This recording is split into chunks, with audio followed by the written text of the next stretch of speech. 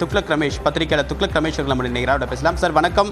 அதிமுகவுடைய இரண்டாம் கட்ட வேட்பாளர் பட்டியல் அறிவிக்கப்பட்டிருக்கு. 33 இடங்களில் திமுக வெர்சஸ் அதிமுக அப்படின்றது தான் கள நிலவரம். 18 இடங்களில் திமுக வெர்சஸ் அதிமுக, 33 தொகுதிகளுக்கு அதிமுக வேட்பாளர்கள் அறிவிச்சிருக்காங்க.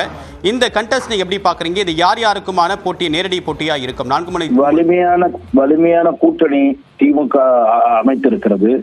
அதிமுக சொல்லிக் கொள்ளும்படியான எந்த கட்சியும் அதிமுக அணியில் இல்லாத நிலையில் அதிமுகவினுடைய வேட்பாளர்களுடைய நிலைமையை பார்த்தால் பரிதாபமாக இருக்கிறது.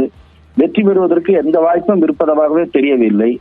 ஆகவே களத்திலே வந்திருக்கு திமுக வெர்சஸ் பாஜக என்றுதான் 2 செட் ஆகும் என்று தோன்றுகிறது. பிரதமர் மோடி மிக வலிமையாக திமுகவை எதிர்த்து பிரச்சாரம் செய்து கொண்டிருக்கிறார். இன்னொரு பக்கம் அண்ணாமலையுடைய நடைபயணம் ஒரு குறிப்பிடத்தக்க வாக்காளர்களை பாஜக பக்கம் பார்வையை திருப்ப வைத்திருக்கிறது. பாஜக சொல்லிக் கொள்ளும்படியாக ஒரு கூட்டணியை கட்டமைத்திருக்கிறது. அதிமுகவிடம் எந்த கூட்டணியும் இல்லாத நிலையில் அதிமுக எத்தனை வேட்பாளர்களை நிறுத்தினாலும் அவர்கள் நிலைமைதான் பரிதாபம். உங்கள் கருத்துக்களுக்கு மிக்க நன்றி திரு ரமேஷ்.